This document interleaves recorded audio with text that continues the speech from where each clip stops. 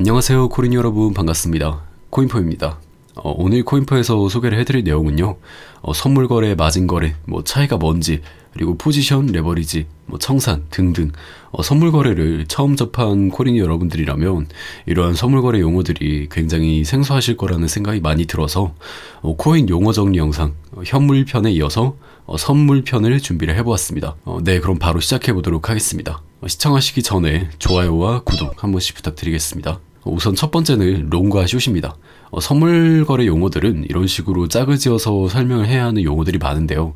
그 이유는 선물거래는 기본적으로 상승과 하락 두 가지에 모두 베팅을 해서 수익을 낼 수 있는 구조로 만들어져 있기 때문에 그렇습니다.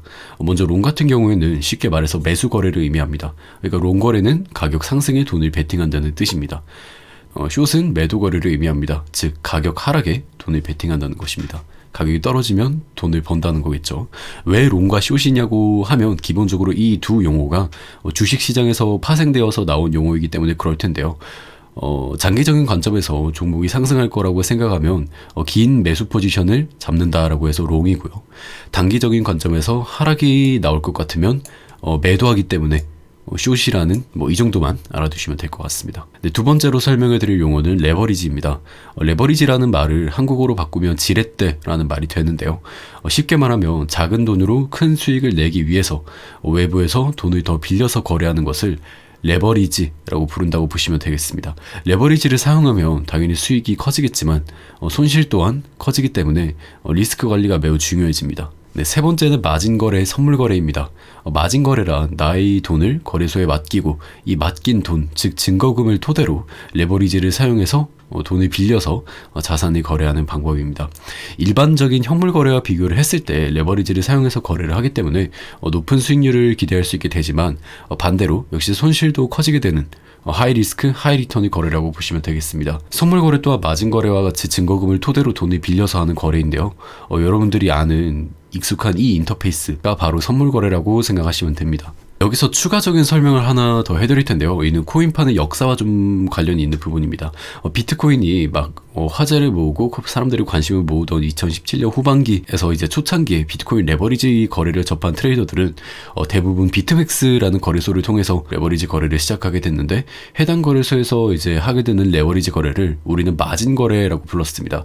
그리고 사실 비트맥스의 마진 거래는 바이낸스의 마진 거래보다는 바이낸스의 선물 거래와 방식이 같습니다. 이로 인해서 마진 거래와 선물 거래를 혼동하는 일이 자주 발생하게 된 것입니다. 좀 이야기가 길어졌는데요. 제가 꼭 한 번은 이 설명을 드리고 싶었던 부분이었기 때문에 결론은 이제는 선물 거래라는 명칭이 더 적합할 것 같다라는 이야기였습니다. 네 번째는 바로 포지션입니다. 포지션이란 롱이나 숏을 통해 거래를 실행을 했다면 보유하고 있는 거래를 바로 포지션이라고 부르게 됩니다. 간단하죠. 예를 들어서 5만 달러로 레버리지 2배를 사용해서 10만 달러치의 리플 롱을 매수했다면 10만 달러 규모의 리플 롱 포지션을 가지고 있는 것입니다. 반대로 5만 달러로 레버리지 2배를 사용해서 10만 달러치의 리플 숏을 쳤다면 10만 달러 규모의 리플 숏 포지션을 가지고 있는 것입니다. 다섯 번째는 증거금입니다. 증거금이란 레버리지를 활용한 포지션을 잡기 전에 필요한 금액, 즉 일종의 보증금을 의미합니다. 예를 들어서 나는 가진 돈이 1만 달러밖에 없지만 5만 달러치 포지션을 잡고 싶을 때 1만 달러만의 증거금을 활용해서 5만 달러치 포지션을 잡으면 5배의 레버리지가 되는 것이죠. 리스크는 5배로 늘어나게 됩니다. 마찬가지로 5만 달러치 포지션을 잡고 싶다고 할 때 2만 5천 달러의 증거금을 활용한다면 2배의 레버리지가 되는 것으로 리스크는 2배가 되는 것입니다. 물론 수익도 2배가 되겠죠. 이 증거금은 언제든지 추가해서 리스크를 낮추거나 청산가를 조절을 할 수가 있고, 설정해 놓은 레버리지 비율에 따라서 좀 빼서 사용을 하는 것도 가능합니다. 물론 그러면 레버리지가 높아지는 효과가 있기 때문에 리스크가 늘어나겠죠. 네, 여섯 번째는 청산인데요. 사실 오늘 알아야 하는 용어들 중에 가장 중요한 용어가 아닌가 싶습니다. 영어로는 청산, 리퀴데이션이라고 하고, 손실이 증거금을 넘어서게 되면 발생을 하게 됩니다. 로스컷이라고도 우리가 얘기를 하죠. 해외 선물에서는. 쉽게 풀어서 말하면 증거금인 100만 원으로 10배의 레버리지를 사용해서 900만 원을 빌려서, 그러니까 1000만 원으로 롱 베팅을 하고 있었는데, 제가 베팅한 시점으로부터 10%가 떨어져 버리면 100만 원의 손실이 발생하게 되겠죠. 그러면 손실이 원금이 증거금을 넘어서 버리기 때문에 청산을 당하게 되는 것입니다. 청산을 피하면 뭐 가장 좋겠지만 때로는 사실 받아들일 줄도 알아야 됩니다. 계속 청산을 피하기 위해서 증거금을 계속 추가로 넣어서 물타기를 하는 건 솔직히 좋지 않다고 생각합니다. 제 개인적인 시장 경험을 토대로 말씀을 드리자면 방향을 잘못 맞췄을 경우에는 차라리 빠르게 손절을 감행하는 것이 훨씬 낫다라고 생각합니다. 7번째는 리스크 관리입니다. 리스크 관리란 말 그대로 위험 관리, 위험을 식별하고 평가하며 해당 리스크에 대한 대책을 세우고 그에 따라 투자 계획을 세우는 일련의 과정을 말합니다. 리스크 관리의 기본 핵심은 항상 투자를 실행시킬 때의 부정적인 상황, 즉 내 생각과 반대로 갔을 때의 상황을 염두에 두는 것에서부터 시작하게 됩니다. 이 부분은 사실 이전 영상인 전업 투자를 목표로 한다면 반드시 봐야 하는 영상에서 제가 훨씬 자세히 다루었는데요.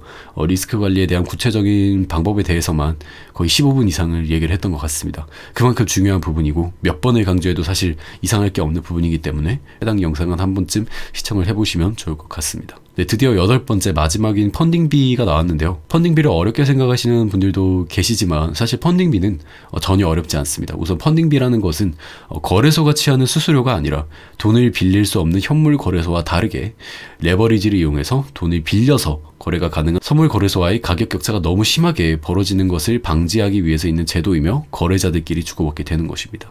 예를 들어서 어떠한 호재가 하나 있다고 했을 때 현물거래소에서는 조금밖에 안 올랐는데 선물거래소는 이제 돈을 빌려서 거래를 할 수 있기 때문에 사람들이 무차별적으로 매수를 할 수가 있겠죠. 그런 가격 격차를 줄이기 위해서 있는 제도입니다. 펀딩비는 거래소별로 롱과 숏의 비율로 정해지기 때문에 거래소별로 조금씩 다르고 정책도 조금씩 다릅니다. 기본적으로는 유리한 포지션에 있는 사람이 불리한 포지션에 있는 사람한테 줘야 합니다. 바이낸스와 바이비트 같은 경우에는 8시간마다 정해진 시간에 하루에 3번 내고 FTX 같은 경우에는 매시간 내는 걸로 알고 있습니다. 뭐가 더 좋다기보다는 사실 그냥 방식이 다른 것 뿐입니다. 펀딩비 계산 방법에 대해서 가볍게 알려드리자면 딱 하나만 기억하시면 매우 쉽습니다. 내가 가진 포지션 규모만큼만 펀딩비 퍼센테이지만큼을 낸다. 예를 들어서 10,000리플 포지션을 제가 가지고 있다고 쳐봅시다. 그랬을 때 펀딩 비율이 0.01%다라고 하면은 1리플만큼을 내게 되는 것이겠죠. 반대로 1만 리플 숏 포지션을 가지고 있다면 1리플만큼을 받게 되겠죠. 바이낸스 같은 경우에는 USDT 즉 달러로 주고받게 됩니다. 네, 오늘은 이렇게 여러분들이 비트코인 선물 거래를 하실 때 필요하실 만한 용어들에 대해서 한번 알아봤는데요. 제가 괜히 좀 설명을 어렵게 한 것 아닐지 모르겠습니다. 혹시 이해가 잘 안 되시거나 어려운 부분이 있으셨다면 댓글을 통해서 알려주세요. 제가 시간이 된다면 최대한 답변을 남겨드릴 수 있도록 해보겠습니다. 마지막으로 구독과 좋아요 다시 한번 부탁드리면서 이만 마치도록 하겠습니다. 지금까지 코인포였습니다.